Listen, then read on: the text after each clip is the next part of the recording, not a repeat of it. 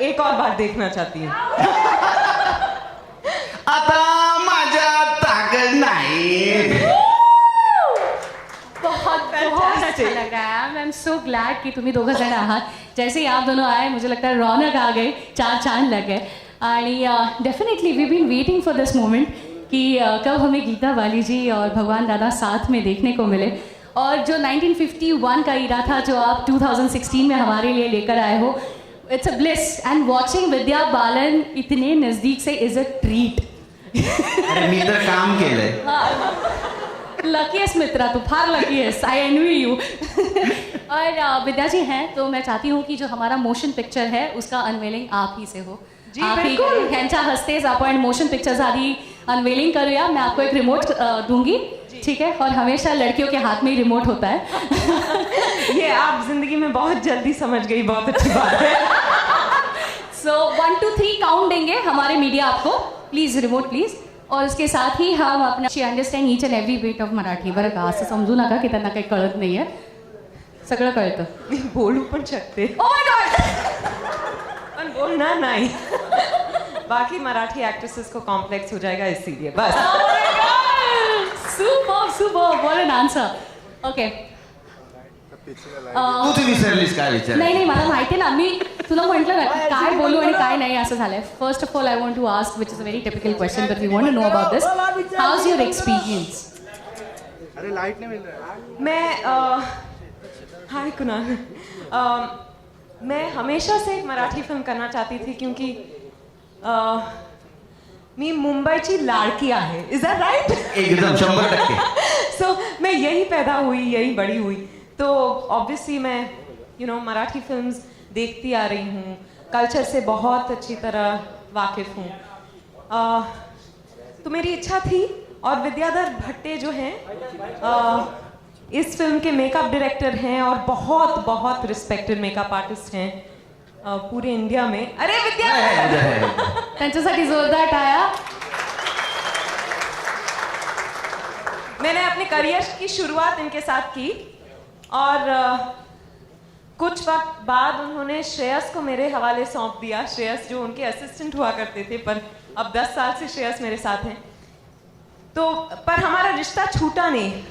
हर संक्रांत को उनके यहाँ से मेरे लिए तिल के लड्डू आते हैं ज़रूर। और विद्याधर ने मुझे फ़ोन किया और कहा कि उन्होंने एक आध मराठी फिल्में प्रोड्यूस की थी, तो मैं उनसे कहती रहती थी कि कोई अच्छा सब्जेक्ट अगर आप लेके आओ तो आप प्रोड्यूस करो और मैं मराठी फिल्म करूँगी।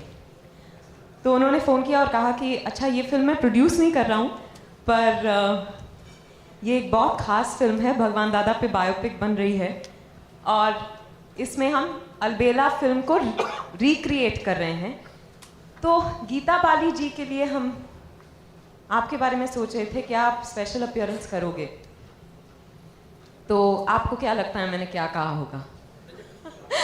ऑब्वियसली मैं तुरंत हामी भरी, और फिर मैं शेखर सर से मिली और मुनीश जी से मिली और फिर मंगेश से मिली, तो लगा कि ये बहुत अच्छा सेटअप है, बहुत ईमानदारी से एक फिल्म बनाने की ये कोशिश कर रहे हैं, और मेरे लिए तो 4 चांद लग गए। मतलब मराठी फिल्म और वो भी गीता बाली जी के रोल में, तो मैं बहुत ज़्यादा खुश हो गई। और मैंने इसी तरह मैं इस फिल्म से जुड़ी, आपको रियलाइज़ हुआ होगा कि एक बार मैं माइक उठा लेती हूँ तो फिर मैं छोड़ती नहीं हूँ। तो जहाँ टोकना है टोक लीजिए। बहुत अच्छा लग रहा है कि अगर देखा जाए तो हिस्ट्री रिपीट्स, जैसे कि तब हुआ था कि 1951 में कि गीता जी इतनी बड़ी सुपरस्टार थी और भगवान दादा तब उभर रहे थे, और उन्होंने ये नहीं सोचा कि मैं किसी नए कलाकार के साथ काम कर रही हूँ। तो हमारा मंगेश तो मराठी में बहुत बड़ा है, पर हिंदी में अभी अभी आ रहा है। तो आपने सोचा था कि मैं इतनी बड़ी सुपरस्टार हूँ, मैं मराठी यूनिट के साथ कैसे काम करूँ?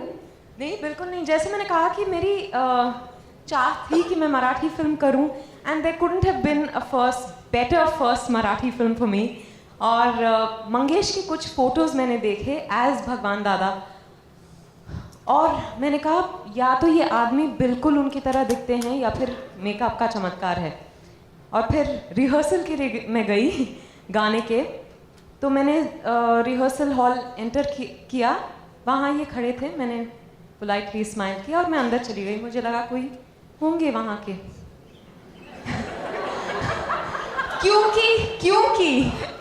क्योंकि जिस मंगेश देसाई को मैंने फोटोज में देखे, वो मंगेश देसाई और भगवान दादा जो बने हैं वो बिल्कुल अलग हैं। तो मैं फिर वो अंदर आए और इंट्रोड्यूस किया अपने आप को और मैं तो चौंक गई। मैंने कहा oh my God, you know, पहले तो मेकअप एंड कॉस्ट्यूम्स उस सब का तो असर है ही, पर एज एन आर्टिस्ट जो मंगेश ने किया, यू नो, टू वो बॉडी लैंग्वेज अपनाने के लिए, I was like hats off. और मुझे और भी ज़्यादा खुशी हुई कि मैं ये फिल्म कर रही हूँ। पर ये पर्टिकुलर रोल के लिए आपको कुछ खास तैयारियां करनी पड़ी? एक्चुअली आपको ये सवाल उनसे पूछना चाहिए क्योंकि वो तो है, मैं तो उनकी स्पेशल list में है। अपीयरेंस में हूँ। हाँ, मैंने गाने देखे। एक्चुअली अलविदा के सारे गाने मुझे बहुत अच्छे लगते हैं, पर शाम ढले खिड़की तले बहुत मेरा फेवरेट गाना रहा है।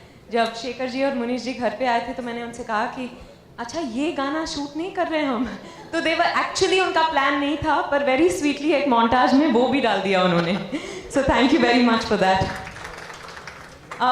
तो मैंने सिर्फ गाने देखे क्योंकि मैं गीता जी की फ़ैन रही हूँ और इस फिल्म की खासकर, तो मैंने फिल्म वापस देखा और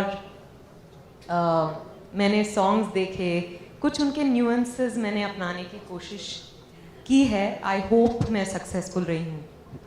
बहुत अच्छा लगा कि आपने एक स्पेशल अपीयरेंस हमारे लिए मराठी फिल्म में किया है और आप अभी वैसे ही लग रहे हो, मतलब गीता जी ही लग रहे हो और बहुत Thank अच्छा you. लग रहा है आपके साथ काम करते वक्त या बात करते वक्त। Thank you. मंगेश, एवढं कौतुक केलंय त्यांनी तुझं की तू त्यांना भगवानजीच वाटलास, भगवान दादाच वाटलास, तर सगळ्यांचे डोळे आता तुझ्याकडे लागलेत. खूप मोठी जबाबदारी आली आहे का रे तुझ्यावर?